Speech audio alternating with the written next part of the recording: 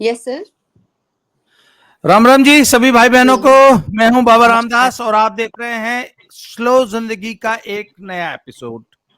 मेरे साथ आपकी जानी पहचानी रुचि शुक्ला जी और आज हमें ज्वाइन किया है नविता शर्मा जी ने हैदराबाद से। नविता जी बहुत बहुत स्वागत है। रुचि बहुत बहुत स्वागत है आपका। तो मित्रों, नविता जी शी इज हाउसवाइफ, रुचि शुक्ला भी जो है इनका तो बड़ा जबरदस्त प्रोफाइल है।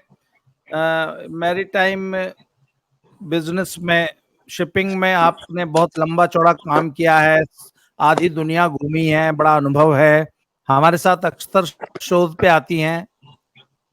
तो आज का टॉपिक है कि फ्लैट प्रॉपर्टीज, घर चार चार घर होने चाहिए था। दो किराए पे चढ़ा दो, एक कोई आउट हाउस रख लो, एक कोई पहाड़ पे बना लो। घर भी एक, घर में एक मुर्गी है परंतु 5 BHK घर होना चाहिए, डुप्लेक्स होना चाहिए, चार चार गाड़ियां चाहिए और महंगे महंगे 4 फोन चाहिए, पर बच्चा सिर्फ एक होना चाहिए। हो सके तो वो भी ना हो, अगर कोशिश करो कि वो भी ना हो। Double income no kids, DINK couples, DINK. या अगर करना भी है तो उसको अपने पेट में ना पालना पड़े।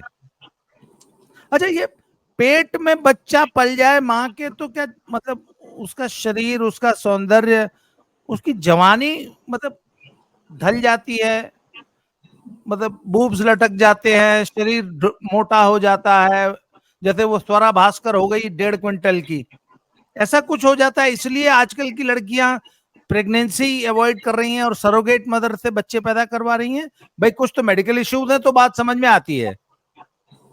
क्या रुचि जी, क्या व्हाट इज द फिनोमेना कि सारा वैभव, सब कुछ चाहिए पर बच्चा एक ही होना चाहिए, कोशिश करो वो भी ना हो। बहुत एहसान किया मानवता पे तो एक गोद ले लिया, अपना नहीं पैदा किया। क्या इसके पीछे सोच क्या है नई पीढ़ी की, ये बताइए। देखिए सर, सोच तो सबसे पहले यही है कि हमें अपनी जिम्मेदारियों से भागना है।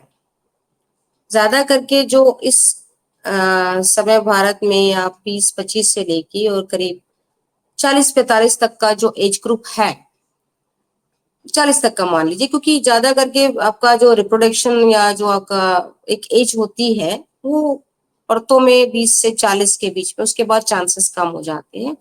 इसी तरह से आदमियों में भी आप देख लीजिए, इतने स्ट्रेसफुल जो लाइफ है उसमें एक फर्टिलिटी रेट जो है आजकल बहुत तेजी से डाउन जा रहा है। अगर आप देखें, most of the sperm count जो है या वीक स्पर्म्स की प्रॉब्लम बहुत ज्यादा बढ़ती जा रही है। उसी तरह से औरतों में भी ओव्यूलेशन की प्रॉब्लम बढ़ती जा रही है। तो सबसे बड़ी वजह तो ये है कि जैसे आपने कहा डबल इनकम, और डबल इनकम नहीं भी है तो मान लीजिए सिंगल इनकम भी है, तो ये है कि हम अपनी जिंदगी किसी एक जिम्मेदारी के लिए क्यों खराब करें। एक बहुत छोटा सा फिनोमेना है, मैं बहुत सारे लोगों को, मैरिड कपल कहते हैं no we want to have fun, ना, कि अभी तो शादी हुई, we just want to have fun. अब मुझे इस फन का, मैं थोड़ी, वैसे मैं रही दुनिया भर के देशों में और घूमी हूँ, मुझे, मैं थोड़ा सा, मेरा माइंडसेट फर्क है। इस फन से मतलब उनका क्या है? इस फन से मतलब ये है कि वो एक बेडरूम में साथ नहीं सोएंगे बच्चे होने के बाद, या इस फन से मतलब क्या है कि वो बाहर खाना खाने नहीं जा सकते, क्या नहीं कर सकते बच्चा होने के बाद? सीधी सी बात है, किसी को भाई रात को डायपर बदलने के लिए रात को नहीं उठना, दूध पिलाने के लिए नहीं उठना। अभी वीकेंड है तो हम तो 12 बजे उठेंगे, फिर उसके बाद हमारा 2 बजे ब्रंच होगा, उसके बाद 5-6 बजे रात को इवनिंग में डिनर पे चले जाएंगे। एक बच्चा आने से सारी तकलीफें उनकी शुरू हो जाएंगी। और चूंकि कहीं ना कहीं उन्होंने अपने माँ बाप को देखा है कि भाई मेरे पेरेंट्स ने ये किया कि मम्मी उठती थी मुझे टिफिन देती थी, या मेरे, तो मुझे भी वही करना पड़ेगा। सबसे बड़ी बात है जिम्मेदारियों से भागना। उनको किसी भी किस्म की जिम्मेदारी एक्स्ट्रा लेना मंजूर नहीं है। That's one thing.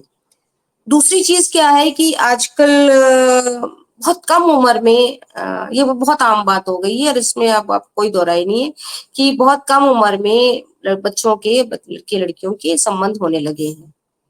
देखिए आपको बताऊं, I mean it's very shocking, absolutely shocking कि इंडिया में 14 साल की बच्चियों का एक जो परसेंटेज है वर्जिनिटी वाला बहुत तेजी से नीचे जा रहा है.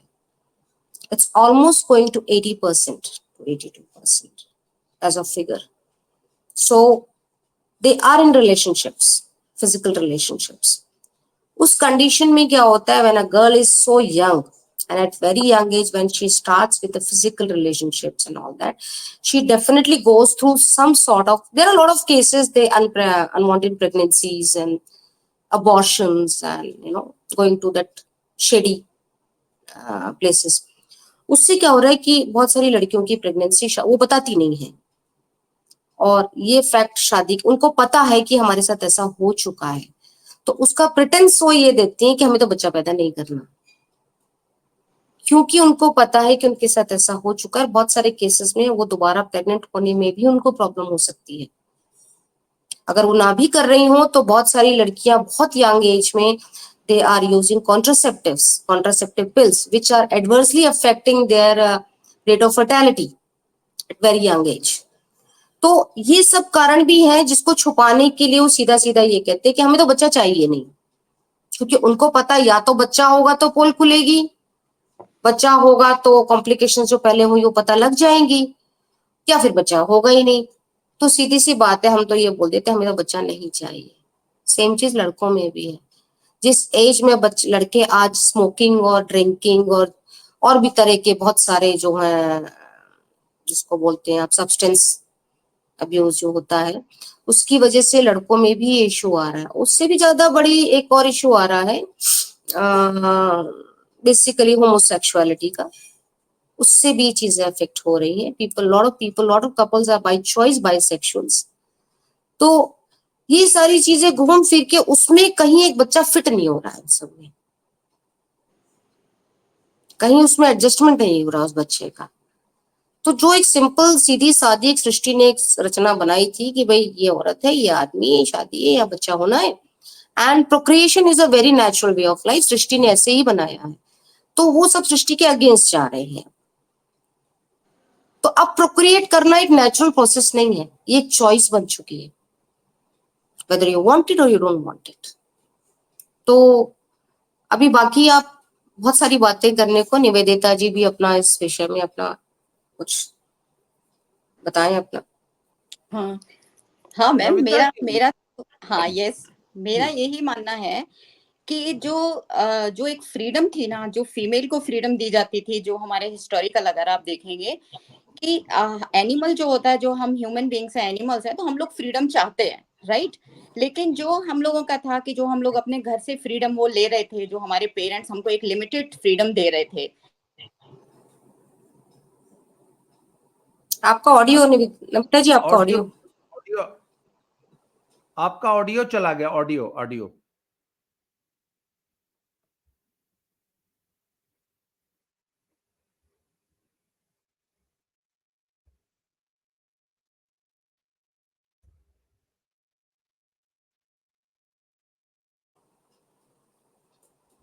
मैम आपका ऑडियो नहीं आ रहा है.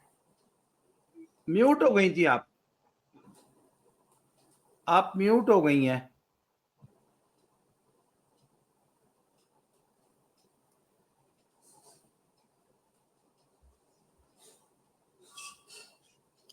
अभी भी म्यूट है.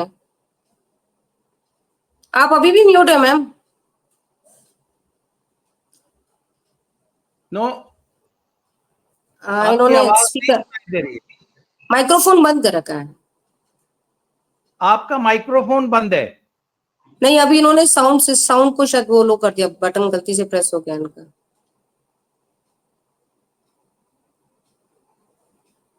We can't hear you.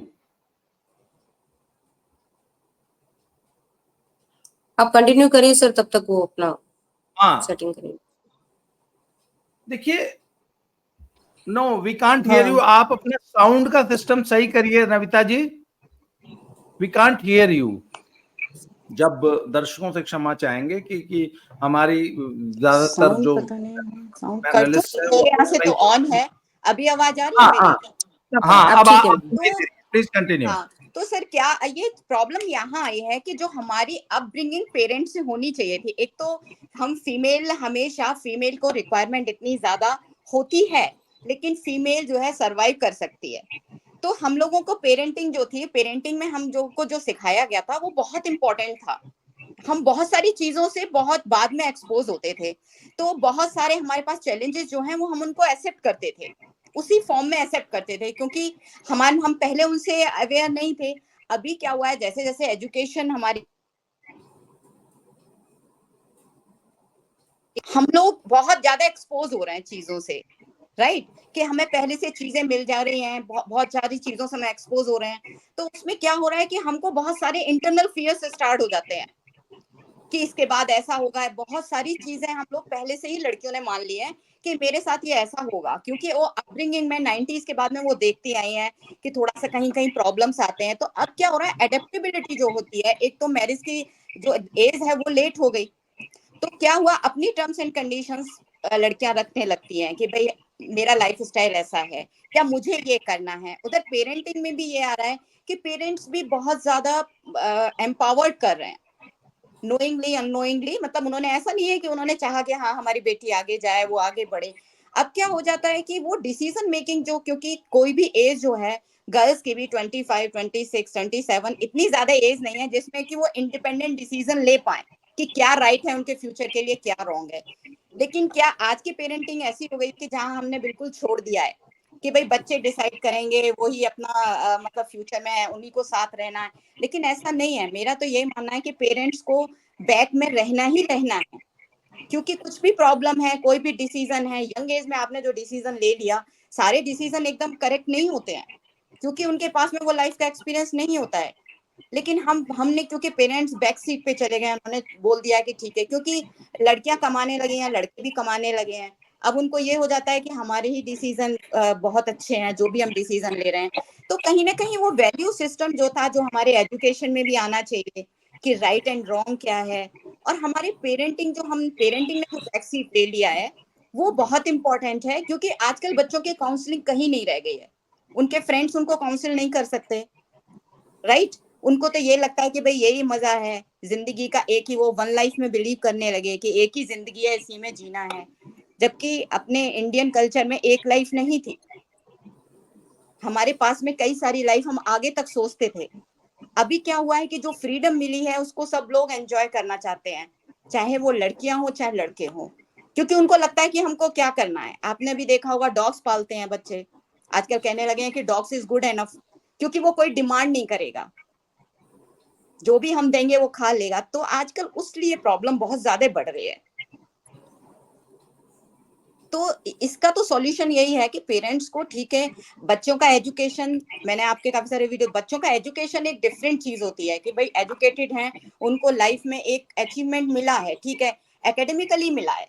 लेकिन जहाँ फैमिली का नाम आता है कि भाई उनको फैमिली आगे बढ़ानी है, उसमें पेरेंट्स की हेल्प, दोनों साइड के पेरेंट्स की हेल्प बहुत जरूरी है।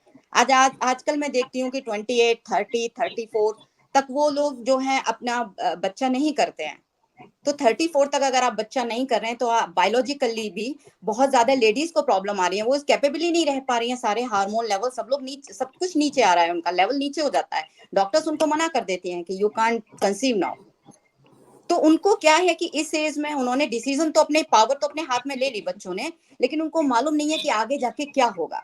जो हमारा इंडियन कल्चर था कि पीछे पेरेंट्स समझाते थे, दोनों पेरेंट्स मिलते थे, मुझे लगता है सब वो वैल्यूज वापस आएंगी।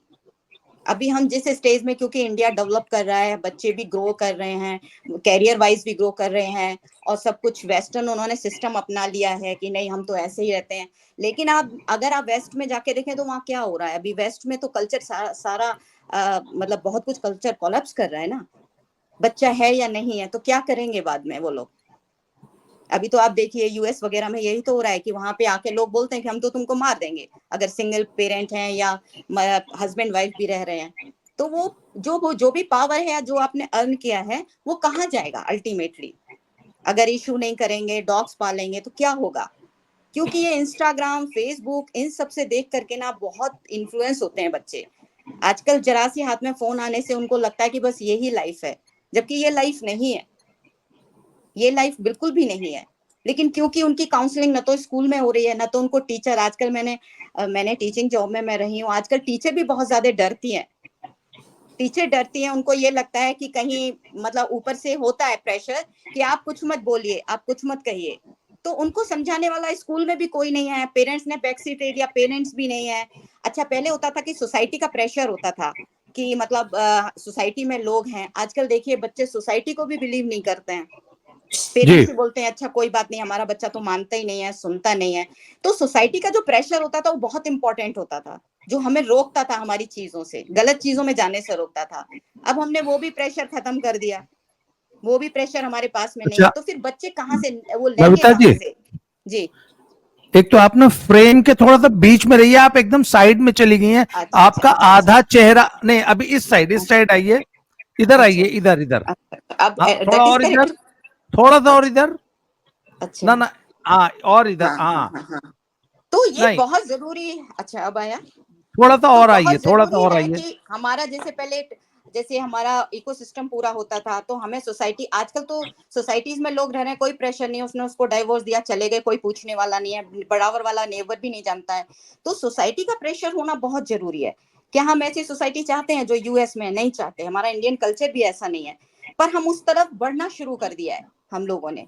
आजकल हम सोचते हैं, बच्चों को भी ये लगता है प्रेशर, आपका सोसाइटी का प्रेशर होने से आप बहुत सारी चीजों से रुक जाते हो, गलत करने से रुक जाते हो, कि अंकल हैं, आंटी हैं, पूछेंगे आपने आप क्या किया।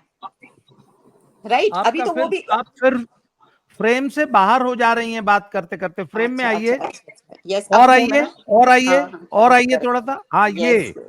आप ना बात करते, अच्छा, अच्छा and follow my finger, when I show my finger तो यू हैव टू स्टॉप। ये दर्शकों को बता दूं कि जब हम नए पैनलिस्ट लेते हैं तो ये शुरू में आरंभिक समस्याएं आती हैं। मैं अभी नविता जी बोल रहे थे ना कि आजकल के बच्चों ने कुत्ते पालने शुरू कर दिए हैं, उसमें भी एक हम्म। नई स्टेज आ गई है। उसमें भी एक, इंस्टाग्राम से। नहीं नहीं, उसमें भी आजकल ऐसे कुत्ते आ गए हैं जो रियल नहीं है, इनफैक्ट वो डॉल्स हैं, इलेक्ट्रॉनिक डॉल्स हैं, जो एकदम कुत्ते की तरह भौंकती हैं, कुत्ते की तरह बिहेव करती हैं, कुत्ते की तरह अटेंशन मांगती हैं। पर आप उनको रिमोट से कभी भी, you can put them to sleep, उनको आप 1 घंटा आप उनके साथ खेले, उसके बाद उनको आपने अलमारी में बंद करके रख दिया। कुत्ता भी हम उन्हें पार्ट टाइम ही चाहिए, पहली बात। हम्म।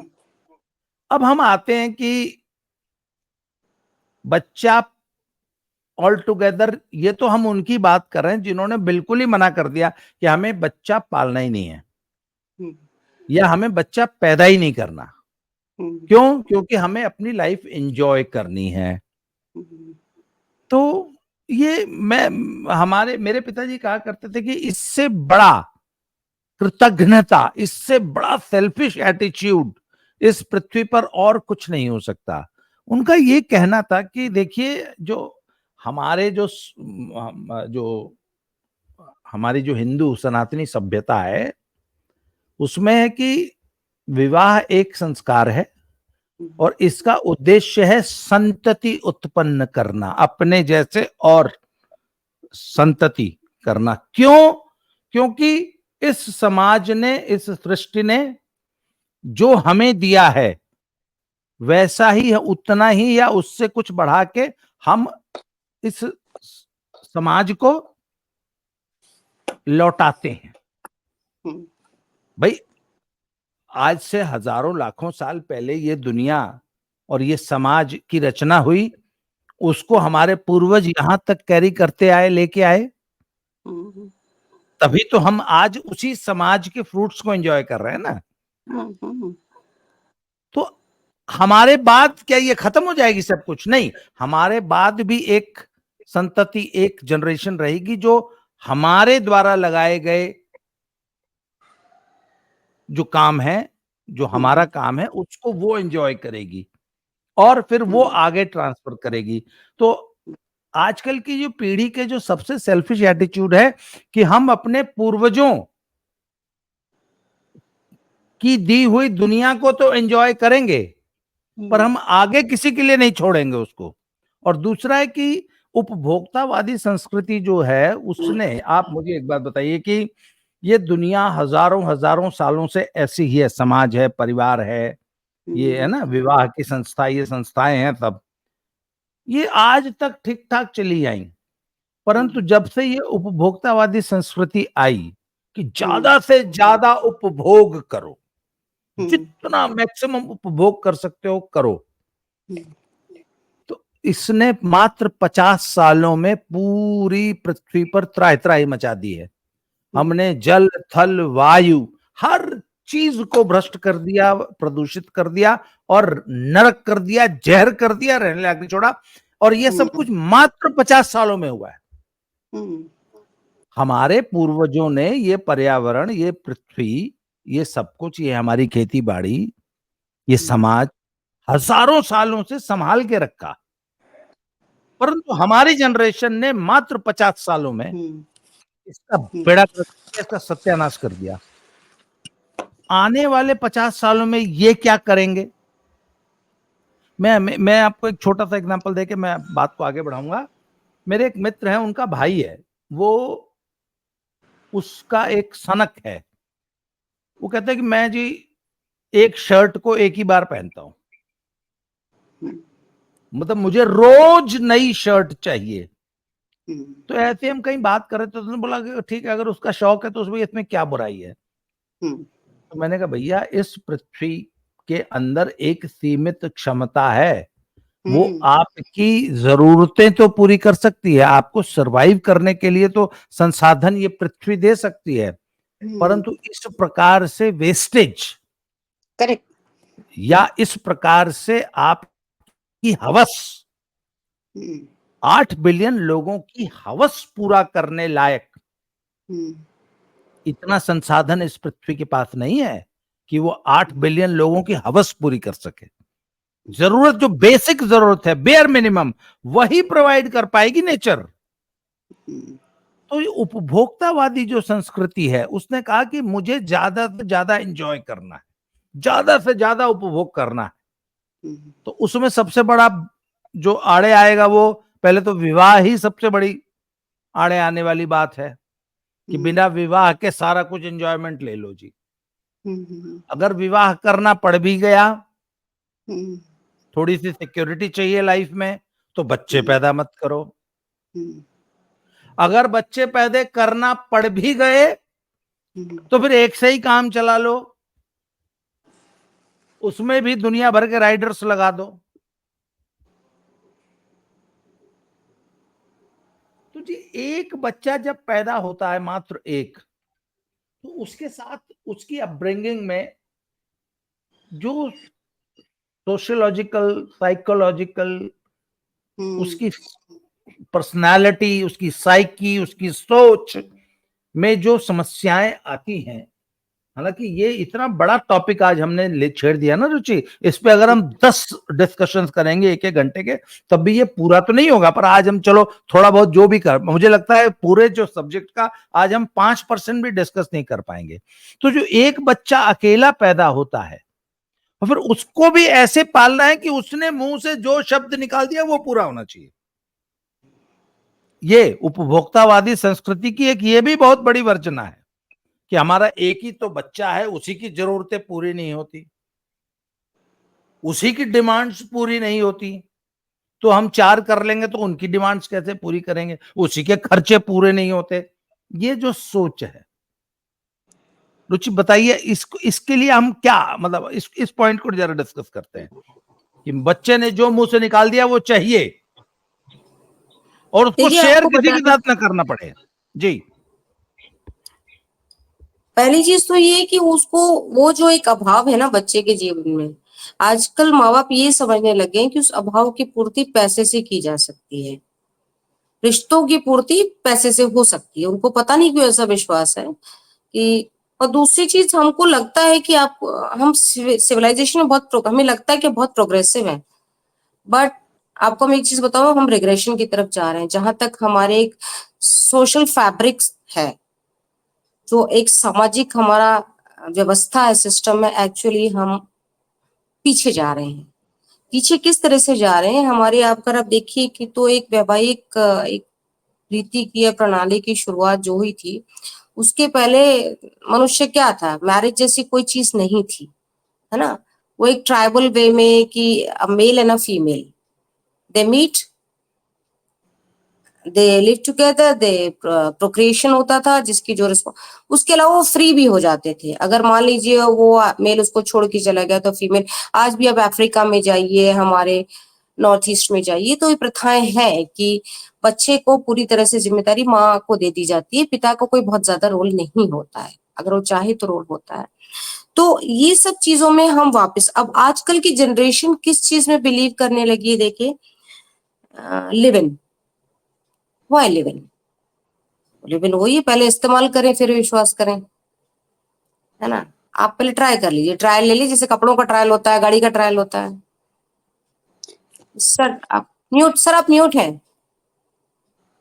विश्वास तो करना ही नहीं है, विश्वास वाली स्टेज तो आनी ही नहीं है, सिर्फ इस्तेमाल करें, टिश्यू पेपर की तरह छोड़े, अगला टिश्यू पेपर निकाल लें। अगला टिश्यू पेपर, तो संबंध जब टिश्यू पेपर की तरह हो गए हैं, then the life is becoming trash. If you use your relationships like the tissue paper, then you end up being in the trash, ठीक है ना। तो उसमें क्या हो रहा है कि लिव इन में कोई किसी तरह, कहते हैं ना, नो स्ट्रिंग्स अटैच्ड, कोई अटैचमेंट नहीं है, हम साथ रह रहे हैं, मर्जी आएगी तो रहेंगे, मर्जी आएगी। और उसमें आप देखिए आजकल हो क्या, आपने कितने सारे केसेस नहीं देखे हैं वो मर्डर वाले की, लड़के ने लड़की को मार दिया और फेंक दिया और वो सब, ऑल दैट ग्रोटेस्क थिंग्स। तो एक जो संबंधों से विश्वास हटता जा रहा है लोगों का, उनको मैरिज के अंदर विश्वास नहीं रह गया है, और मैरिज में दूसरे से ज्यादा उनको अपने ऊपर भी विश्वास नहीं कि क्या हम इस मैरिज में रह पाएंगे। वो खुद से कंफ्यूज्ड है कि क्या पता मेरा मन बदल जाए, वो एक, पता, एक ऑप्शन छोड़ के रख रहे हैं कि क्या, और उस ऑप्शन में सबसे ज्यादा आड़े क्या आ रहा है, एक बच्चा, क्योंकि जैसे ही बच्चा आएगा ऐसे ही कहीं ना कहीं उन लोगों की रिस्पॉन्सिबिलिटी बन जाएगी।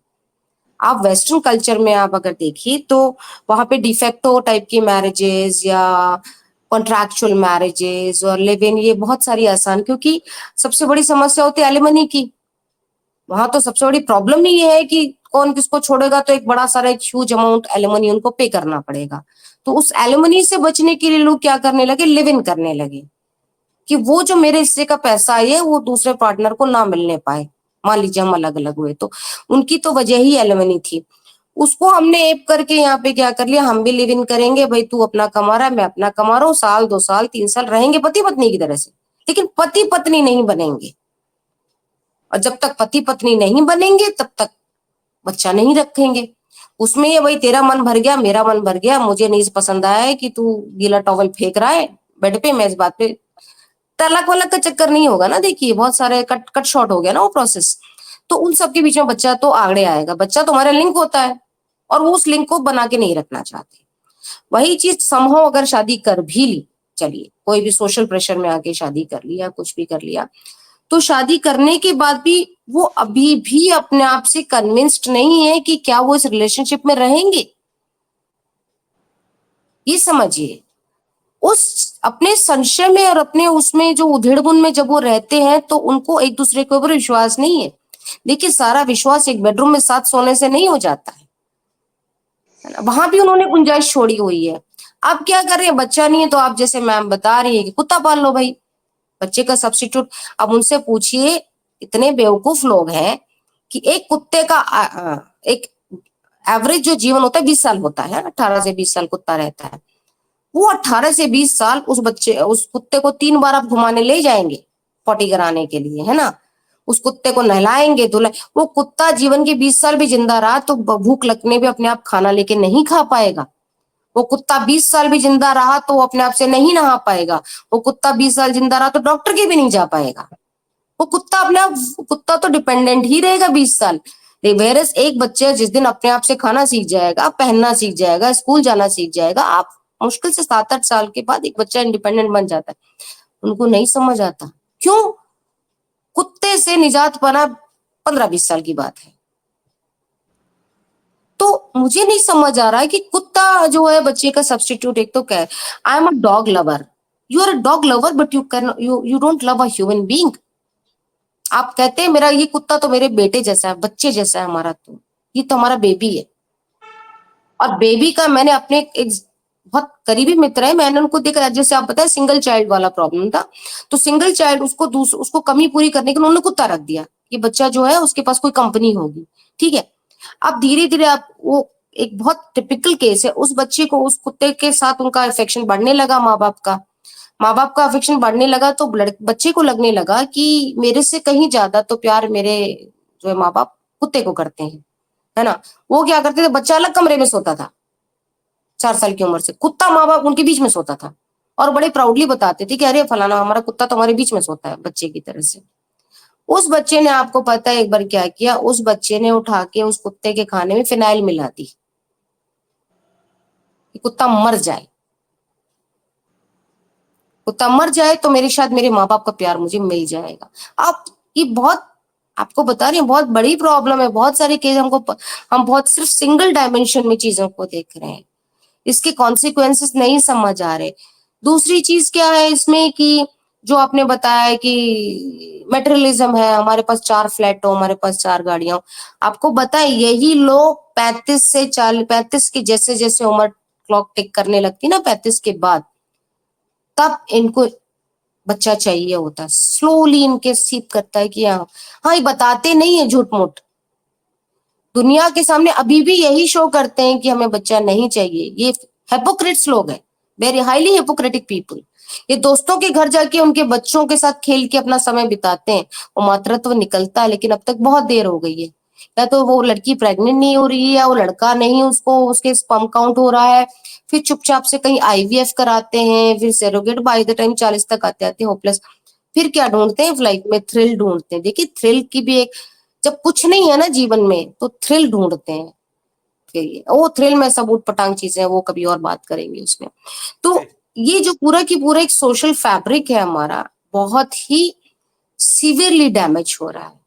और अब सोसाइटी वाइड सोशल डेमोग्राफिक देखिए आप, कि कुछ वर्ग ऐसे हैं, आप कि वहां पे इस चीज को एक पूरी तरह से उन्होंने उसको एक धार्मिक जामा पहना दिया है ना, कि बहुत सारे आप देशों में जाइए, इस्लामिक देशों में, वहां पे अबॉर्शन क्राइम है, तो अबॉर्शन हो ही नहीं सकता।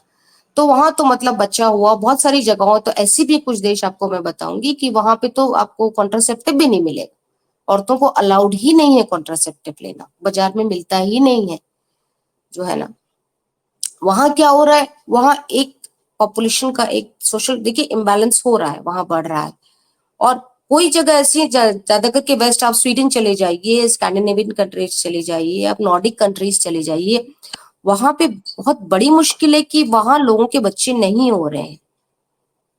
ये एक बहुत बड़ा जेनेटिक इशू बन चुका है, वो देश इसको रियलाइज कर रहे हैं। और हम जो कि हम अपने एक एनवायरमेंट वाइज या हमारा जो जीन कोड है भारतीय बहुत फर्टाइल है, हम लोग जो है एक बहुत स्ट्रॉन्ग हमारा जीन कोड है यहाँ पे, जो लोग नहीं समझ रहे हैं उसको वेस्टर्न इन्फ्लुएंस में आके हम धीरे धीरे उसको पूरी तरह से खत्म करने पे तुले हुए हैं कि बच्चा, ये समाज की बात नहीं, इसकी रूट्स बहुत गहरी हैं, ये कहीं बाहर से आ रहा है, ये बहुत बाहर से आ रहा है। और ये बहुत बड़ी प्लानिंग है कि एक पर्टिकुलर रेस को खत्म करने की, कि वो जो जीन कोड है, क्योंकि उनको मालूम है डोमिनेटिंग जीन कोड है हमारा, हम डोमिनेट करते हैं, हमारा डोमिनेटिंग जीन कोड है, उसको डिस्ट्रॉय कैसा किया जाए, साइकोलॉजी बदल दो। नविता जी तो मुझे एक चीज बताइए, जी ये जैसे ये नॉर्थ साउथ में कुछ आप हैदराबाद में रहती हैं, यस यस वहां सर, मैं का साउथ यूथ में। भी इसी लाइन पे सोच रही है, इसी लाइन पे सोच रहा है? नहीं सर, यहाँ पे सर जो मैंने देखा है, मुझे 25 इयर्स हो गए यहाँ पे रहते हुए सर, बहुत डिफरेंट है। यहाँ पे सर क्या होता है, यहाँ पे बच्चा एजुकेशन लेता है, और सर सबसे ज्यादा जो मैंने चेंज देखा कि जो पेरेंटिंग है ना यहाँ पर, स्पेशली मदर, यहाँ पे बच्चे को शुरू से उसको जैसे टेम्पल में ले जाना, उसकी मेंटल लेवल पे सीजनिंग करना कि नहीं ये हमारा धार्मिक ये है, हमको यहाँ जाना है। मैं जिस मतलब जहाँ पे रहती हूँ वहां पे सर कंपलसरी है कि बच्चा ये फेस्टिवल है। जैसे सर मैं बिलोंग नॉर्थ को करती हूँ, दिल्ली यूपी से करती हूँ। तो अभी सर मैं जो डिफरेंस जाके देखती हूँ कि वहां पे कल्चर, जैसे कि सर इन्वेडर्स आए थे, उन्होंने हमारा नॉर्थ का कल्चर बिल्कुल खत्म कर दिया। आजकल बच्चे बिल्कुल टेम्पल जैसे, सर साउथ में तो टेम्पल जाना कंपलसरी है, बच्चे जाते हैं, हर पूजा में बैठते हैं। और जो मदर, क्योंकि मदर का बहुत बड़ा रोल है कि वो बच्चों को, कि आपको पूजा करनी है, आपको आना है, हमारे ये संस्कार हैं, ये संस्कार आपको मानने हैं।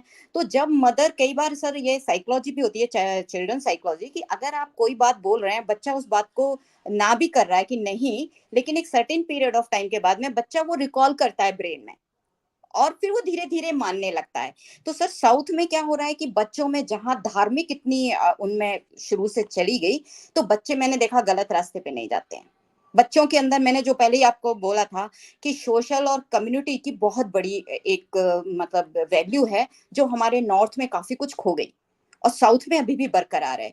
यहाँ पे बच्चे बहुत डिसिप्लिन से, मैं ये कहूँगी कि बच्चे पेरेंट्स को सुनते हैं, और क्योंकि उनके अंदर एक अपनी वैल्यूज़ बहुत ज़्यादा हैं, तो वो राइट एंड रॉन्ग में डिफरेंस समझ में आता है उनको, कि वो कोई भी चीज रॉन्ग करने से पहले, मतलब जनरली करते ही नहीं है। उनको मालूम है कि उनको क्या करना है, क्योंकि पेरेंटिंग इस तरीके की गई है कि मदर भी वो देख रहे हैं घर में पूजा कर रही हैं, सही क्या है गलत क्या है, वो उनको बताया जा रहा है प्रॉपरली। मैंने यहाँ पे जॉब भी किया है सर, तो मैंने देखा है कि जैसे आपने बोला था कि जैसे सिंगल चाइल्ड जो है सर, उसमें बहुत प्रॉब्लम आती है।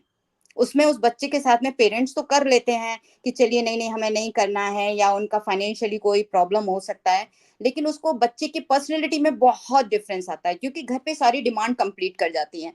वो सोशलाइजिंग, जैसे स्कूल में आया तो वो उन बच्चों से मिक्सअप नहीं हो रहा है, उसमें शेयरिंग केयरिंग का एटीट्यूड नहीं है, और वो उसको स्कूल भी नहीं सिखाता है। अगर वो लोग थोड़े इन्फ्लुएंस्ड हैं, मतलब थोड़े फाइनेंशियली हैं, तो स्कूल भी ये डरता है कि नहीं भाई, इस बच्चे को अकेले बिठा दो क्लास में, ये यहाँ खाना चाहता है, इसकी डिमांड ये कंप्लीट कर दो। तो टीचर भी वही कर रहे हैं। तो क्या हो रहा है, बच्चा किसी भी लेवल पे नहीं सीख पा रहा है। वो हर लेवल पर उसको उसको प्रायोरिटी दी जा रही है। तो इसमें बच्चे का प्रॉब्लम नहीं है। मैं अच्छा, मैं चूंकि शुरू से बच्चों के साथ काम करता हूँ स्कूलिंग में, हुँ। तो मैंने एक चीज में देख के दंग रह गया।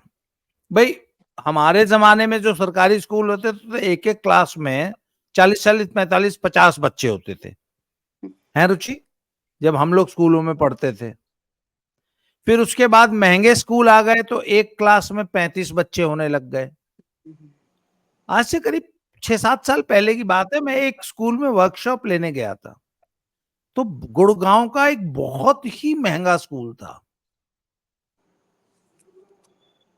तो मुझे ताज्जुब हुआ कि उसमें सिर्फ 10 या 12 क्लासेस थी, और हर क्लास में 9-10 ही बच्चे लिए जाते थे,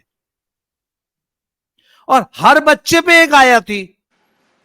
शायद 120 या बच्चे थे, और 70 या 80 आया थी स्कूल में। तो मैंने ऐसी मजाक में उस स्कूल के प्रिंसिपल से पूछ लिया कि ये इतनी, हर बच्चे के साथ एक आया, बोला you know we have to take care of the child. अच्छा, मैंने कहा अच्छा। मैंने कहा वैसे सांस वांस अपने से ले लेता है, या उसके मुंह में सांस भी फूंक के डालते हो? बच्चा अपने से सांस ले लेता है ना। अच्छा, उसके बाद स्कूल में लंच हो गया। मैं स्कूल का नाम नहीं ले रहा हूं जान, उसका इट्स अ रियल स्टोरी। तो जब लंच हुआ, तो एक एक आया ने 2-2 बच्चे बिठा लिए अपने सामने। स्कूल में ही लंच तैयार होता था, और ऐसा जैसे 5 स्टार होटल की किचन होती है ना, पूरा एकदम हाइजेनिक, वो पूरा नक्शा जो होता है। उसके बाद वो बच्चे को मुंह में ना ऐसे कवर डाल डाल के आया खिला रही। तो मैंने प्रिंसिपल से पूछा, मैंने कहा ये आया क्यों खिला रही है, ये अपने हाथ से क्यों नहीं खा रहे? बोले नहीं नहीं, वो कपड़े गंदे हो जाते हैं ना, ये है ना, वो है ना, दे। बचपन में मैंने एक कहानी पढ़ी थी, और मैं ये कहानी सुनाता हूँ।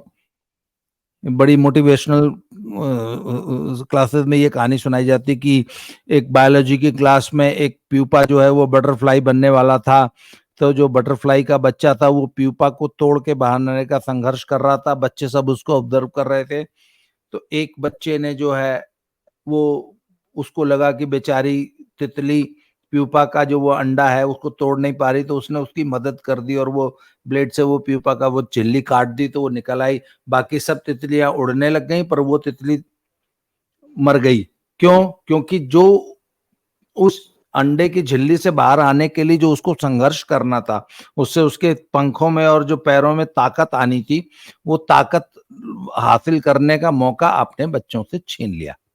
इसलिए ये एक सिंपल सी स्टोरी है, हम लोग सुनाते हैं।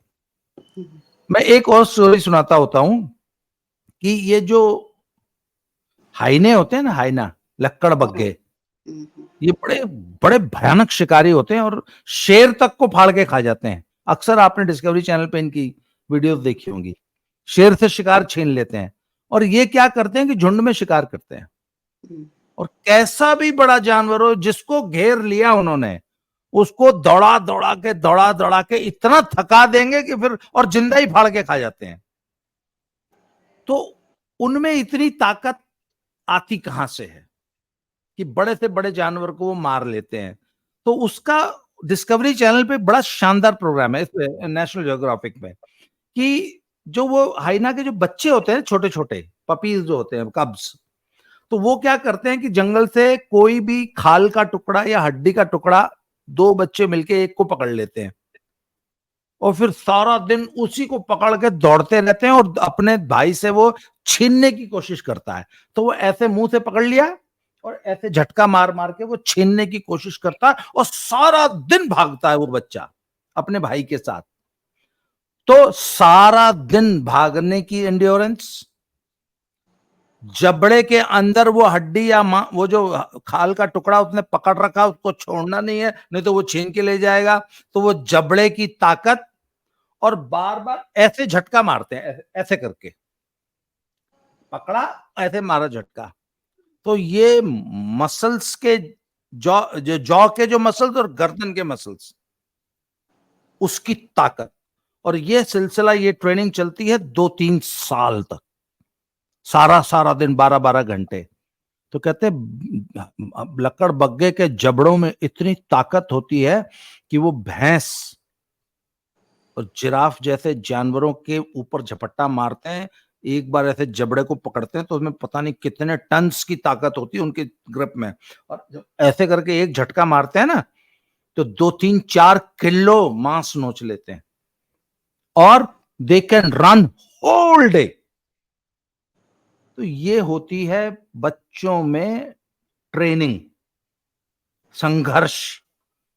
जिस इमेजिन कीजिए कि जिस लकड़ बग्घे को ये ट्रेनिंग ना मिले 3 साल, तो वो जंगल में सरवाइव कर पाएगा?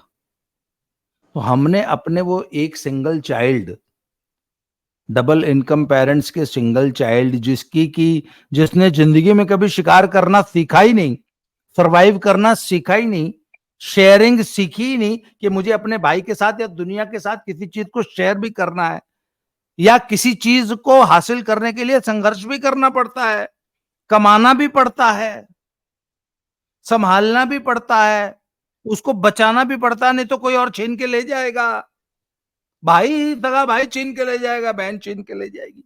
सिंगल चाइल्ड तो इन सब चीजों से मरहूम रहता है।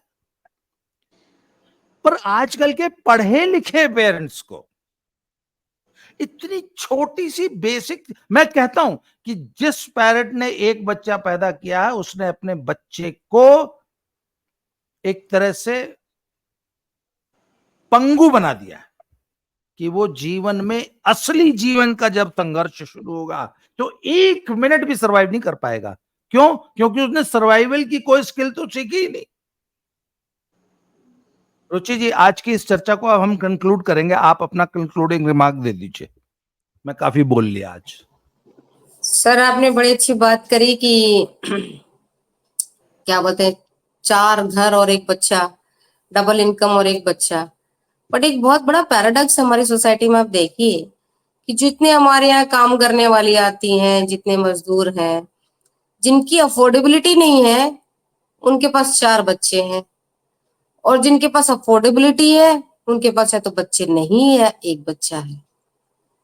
ये देखिए, जो कम कमा रहा है, जो झुग्गी में रह रहा है, हाँ, जो किसी सड़क के किनारे किसी, उसके तो 4 बच्चे हैं, और जो आलीशान फ्लैट में रह रहा है, अपार्टमेंट रह रहा है, जिसकी 5 फिगर की 6 फिगर की सैलरी है, जिसके पास अफोर्डेबिलिटी है, उसके पास बच्चा नहीं है ना, या 1 बच्चा है। तो ये इस बच्चों को जो लोग कहते हैं कि बच्चों के लिए पैसा चाहिए होता है, मुझे लगता है बच्चों के लिए पैसा नहीं चाहिए होता, बच्चों के लिए माँ या बाप बनने की जो इंस्टिंक्ट होती है वो ज्यादा जरूरी होती है। क्योंकि जब वो बच्चा हमारा कोई छोटा बच्चा जो है, एक 6 महीने का साल भर के बच्चे को पता नहीं है आप उसके लिए बेबी शॉप वाला कपड़ा लाए हैं या उसको तौलिए में लपेट दिया है, या वो जो गरीब माँ है वो किसी चिथड़े में भी, बच्चे को नहीं पता। 3 साल के बच्चे को नहीं पता कि उसको अंबानी वाले स्कूल में जाना है या किसी स्कूल में, उनको तो पता नहीं है।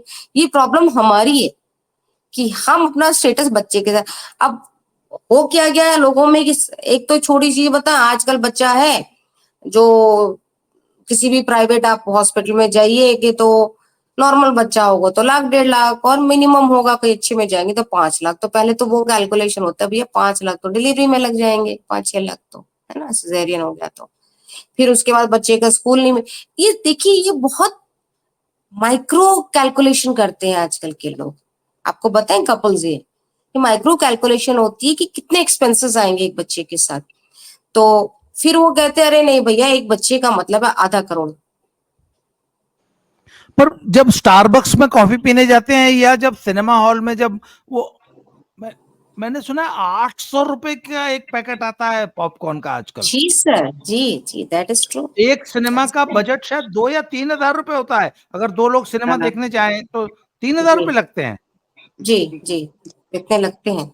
लेकिन वो ये कहते हैं कि एक बच्चे के डायपर का खर्चा करीब 3 से 4 हजार रुपया हो जाता है।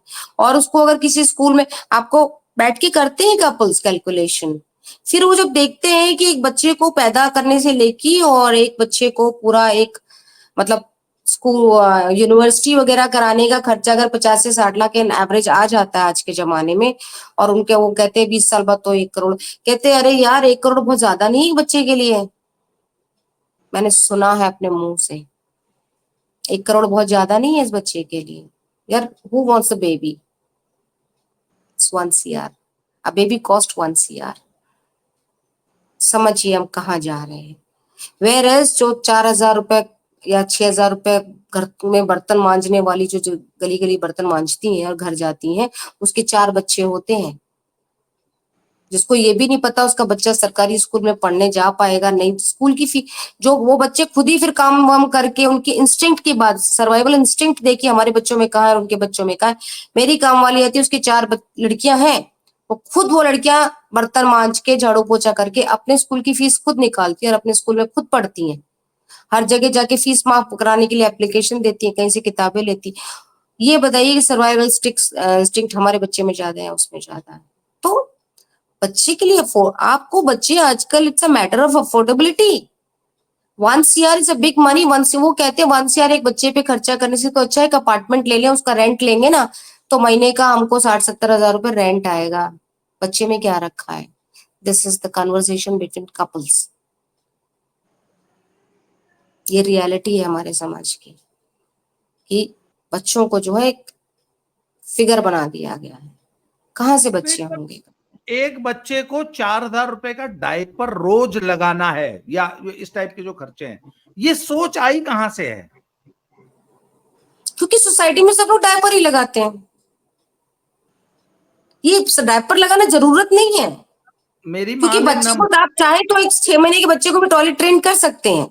साल भर के बच्चे को पुराने जमाने में माए पैरों पे बिठा के ना टॉयलेट ट्रेन कर लेती थी। Can you believe my mother started training her grandson at the age of 15 days. You want anybody, no, कोई विश्वास ही नहीं यस करेगा सर, कि इट्स ट्रू। मेरी मदर ने मेरे बेटे को 15वें दिन उनको, वो she was so experienced, she knew कि now is the time ये सुसु करेगा। वो पैरों पे बिठा के, आई नो दिस साउंड है बट वो ऐसा होता था, मुझे पता है ऐसा होता था सर। और हमारी मदर ने तो जिंदगी में कभी, अगर आज भी उनको बोल दो ना कि बच्चे को डायपर लगाना, बोले कितने सजा है बच्चे के लिए, हाय हाय सो इनहाइजीनिक फॉर अ चाइल्ड। मैं नहीं, कैन यू इमेजिन कि एक बच्चा अपनी पॉटी में सारा दिन लिथड़ा रहेगा 4 घंटे। हाँ सर है। और उनकी देखा देख जो बड़े घरों के लोग हैं, इसको ये पढ़े लिखे लोग फैशनेबल मानते हैं कि उनका बच्चा हाँ, अपनी पॉटी में 4 घंटे से लिथड़ा हुआ है और उसके इन्फेक्शन 4 से रोकने के 5 साल, लिए 4 या 5 साल की उम्र तक डायपर पहन रहे हैं बच्चे। 5-5 साल की उम्र तक बच्चे डायपर पहन रहे हैं। अच्छा, और ये आदर्श जीवन है बच्चे के लिए। हाँ। नविता जी, माँ बाप के नविता लिए जी, है सर।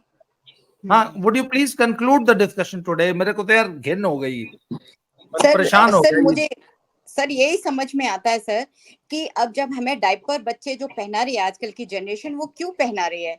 क्योंकि हमने अपनी दादी नानी सबको छोड़ दिया। अब हमने ये कहना शुरू कर दिया कि we are independent, we can do everything, हाँ, वी नो एवरीथिंग। ये इसके पीछे ये कारण है, क्योंकि शुरू से जो उनके पेरेंट्स ने पेरेंटिंग दी, उन्होंने कहा कि तुम तो वेल टू डू हो, तो यू कैन डू एनीथिंग। हमने जो गर्ल्स के दिमाग में ये भरा है या बॉयज के दिमाग में भरा है कि you are very smart, you know this, you know that, तो हमें क्यों आज जरूरत पड़ रही है डायपर की, जबकि डॉक्टर स्ट्रिक्टली मना करते हैं।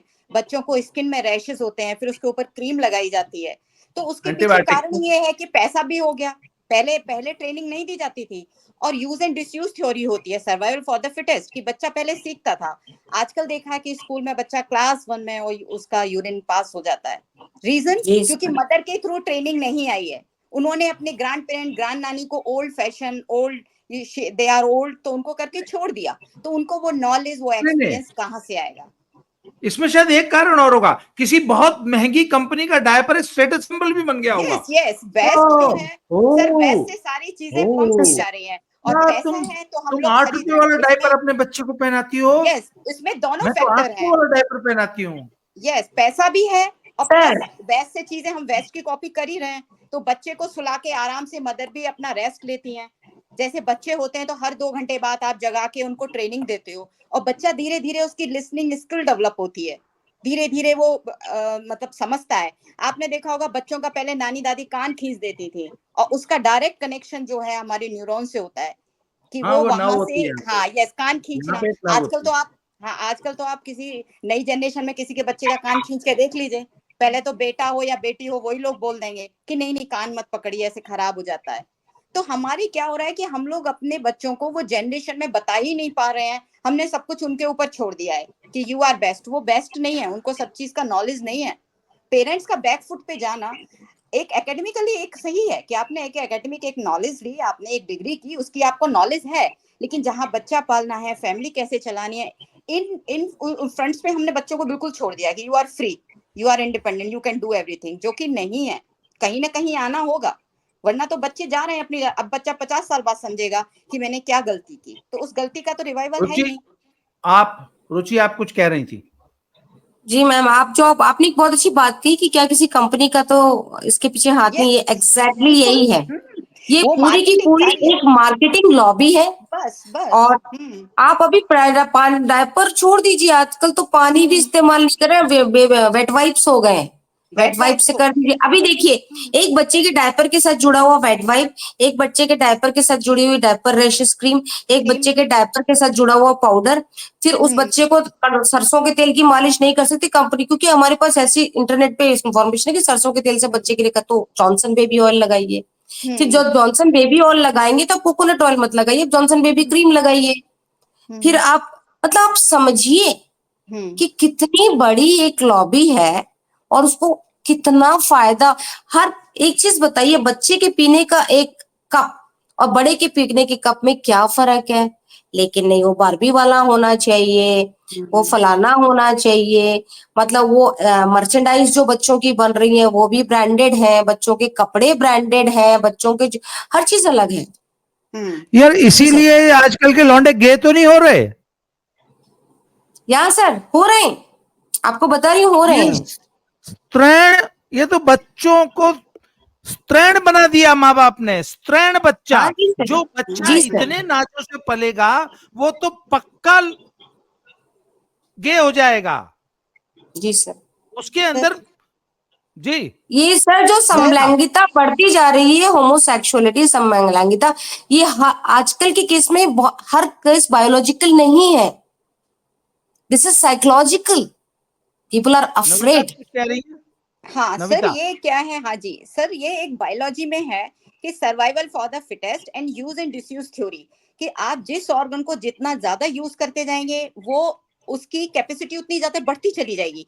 अगर आपने उसको यूज करना छोड़ दिया तो वो चीज, वो जो आपका हाथ है या कुछ भी है, वो कुछ टाइम के बाद में खत्म हो जाएगा। ये बायोलॉजिकल है, क्योंकि हमारा ब्रेन सारा कमांड करता है। अभी क्या हो गया है कि हम सारी चीजों को, आपने देखा होगा कि लड़कियों में बहुत ज्यादा ओबेसिटी बढ़ गई है ना? उसके पीछे रीजन क्या है? क्योंकि हमने फिजिकल टास्क सारे छोड़ दिए।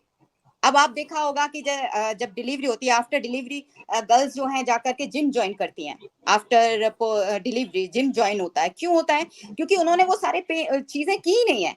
भाई जगह नहीं है, आप जगोगे रात में तो आप खाना भी कम खाओगे, फिर आप सोचोगे स्लीप डिप्राइव हो। तो ये चीजें जो थी हमारे सिस्टम में ऑटोमेटिकली डिजाइन की हुई थी। अभी वेस्ट का एजेंडा लेकर के, क्योंकि वेस्ट का पूरा मार्केट इंडिया है इस समय, तो हम सारी चीजें उनको, तो हम तो बहुत अच्छे गुड कंज्यूमर हैं, तो हम ऐड देखते हैं इंस्टाग्राम पे हर जगह, हमारे हाथ में इतनी अच्छी डिवाइस दे दी गई है, तो हम वो देख देख के हमें जो दिखता है हम उसी को मंगाते हैं। हमें नहीं पता है कि उसका क्या बेनिफिट है, इतना ज्यादा हम नहीं देख रहे हैं। हम केवल ये देख रहे हैं कि क्या हमारा बच्चा ये पहन रहा है, चाहे उसको जरूरत है या नहीं है, इससे मतलब नहीं होता कि उसकी रिक्वायरमेंट है। Let me conclude the discussion today with a story, real. रसूल हमजतोव नाम के एक बहुत फेमस राइटर हुए हैं, दागिस्तान, रशिया में। दागिस्तान एक प्रांत है, तो उन्होंने एक किताब लिखी है, मेरा दागिस्तान, माय दागिस्तान। तो वो वहां के जो लोग होते हैं उनको अवार बोलते हैं, AWAR, अवार। तो उन्होंने अपनी किताब में एक कहानी का जिक्र किया है कि एक अवार राजा था, उसकी पत्नी को बेटा नहीं हो रहा था, संतान नहीं हो रही थी। तो राजा बहुत चिंतित था कि मैं तो निसंतान रह जाऊंगा। तो उन्होंने एक बड़े पहुंचे हुए संत के पास वो गए। तो संत ने सारी बातचीत करने के बाद रानी को बोला कि इनफैक्ट रानी को ये महल की हवा सूट नहीं कर रही है, इसलिए रानी को तुम 2 महीने के लिए फलाने वाले एरिया में वहां छोड़ दो, ये और अकेले विचरण करेगी और खुली हवा में रहेगी, खुले माहौल में रहेगी, तब इसका शरीर बच्चा पैदा करने के लिए उपयुक्त हो जाएगा, ऐसा संत ने बोल दिया। तो रानी को वहां भेज दिया गया। राजा साहब भी बीच बीच में घूम फिर आते थे। तो 2-3 महीने बाद रानी प्रेग्नेंट हो गई, फिर महल में लौट आई। तो जब महल में लौट आई तो बच्चा हुआ।